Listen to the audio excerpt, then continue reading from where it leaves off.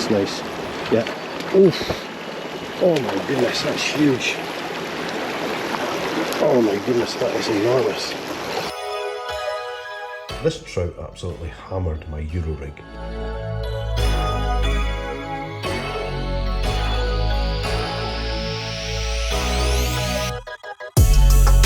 I wouldn't have hooked this fish without a few key tricks I've learnt the hard way. Today I'm breaking down my top 5 Euro nymphing tips that'll help you catch more and bigger trout and this salmon. Euro nymphing is one of the most effective techniques for catching trout. Here are my 5 top tips to help improve your success. This footage was all recorded on the last day of the trout season, 6th of October 2025. You'll see that I catch a lot of big trout all using these same tips. Now there's a bonus clip at the end, and that's not a ploy to get you to watch to the end of the video, it's just one of my favourite moments from the season, all recorded on this same day. Tip number 5, rivercraft. Move slowly and quietly. Euro nymphing means getting close to your target, within about 20 to 30 feet. A friend recently shared some amazing fishing wisdom that he learnt whilst fishing with his grandfather. Don't put your feet where you haven't put your flies. That's brilliant. If you haven't fished it, don't wade through it and screw the whole pool. You'll see here that I fish my way into the fast water at the top where I think the fish will be, and I pick up a bonus fish on the way. Tip number 4, go heavy. I like to regularly fish a single heavy nymph for 3 reasons. To combat the continual wind we've been experiencing, the weight anchors the sighter and stops it getting whipped out of the water. A dropper often gets snagged or tangled in the weed when playing a fish, causing me to lose both, so a single nymph is much cleaner. A heavy nymph will get down into the faster water quicker to the trout's level, and it's great for beginners to learn the feeling of tight line nymphing.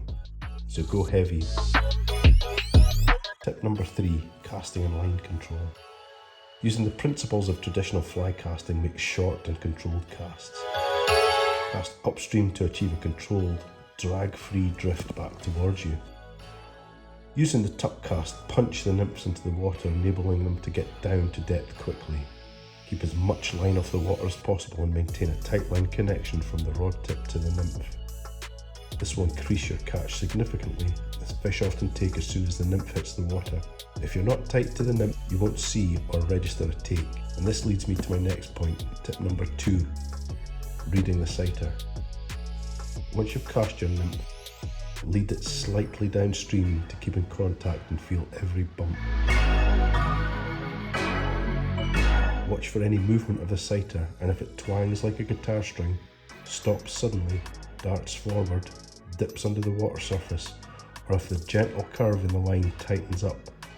Either a fish has intercepted your nymph or you have snagged an underwater obstruction. Either way, you should strike by flicking the wrist downstream to set the hook.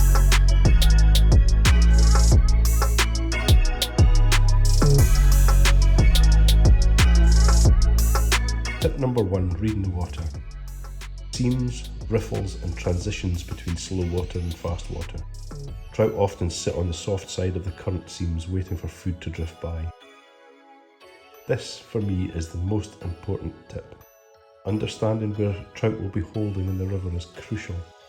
Now, fish are lazy, so they'll look for an area where food will be funneled towards them in a constant stream, and they don't have to expend too much energy to eat it. I've made countless videos this year showing where trout will hold, and as you know, I love a submerged boulder and a drop off or a ledge. Gather that intel so you can recognise these areas when fishing new waters. Drawing on these previous experiences and learning how trout think, this is why I personally keep a journal, my diary of a trout fisherman, and this is where I record details of the what, why, when, where and how of my fishing day. I like the details, I like the data, so that I can draw on this information next year or the year after and apply similar principles. It's like a starter for 10, a database of trout behaviour to make my fishing day more productive. As a general rule, I Euro nymph the fast runs at the heads of pools. If the water is more than 3 to 4 feet deep, I'll fish a different method. I find that brown trout will move into the fast shallow water before a hatch in order to pick off the nymphs as they rise up in the water column. Once the flies have hatched and are sailing down the slower, deeper parts of the pool and fish are rising, Do not target them with spiders or dry flies in the main body or the tails of the pool. So I hope these observations are of benefit to you. Bonus tip. There we go. Oh, there we go. And that's same bit of water.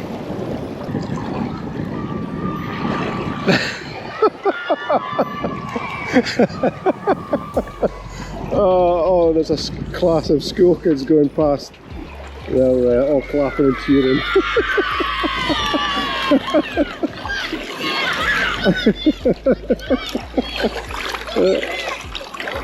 It's a trout!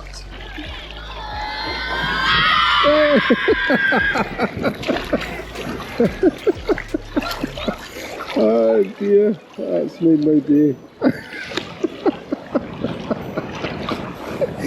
Oh dear, brilliant.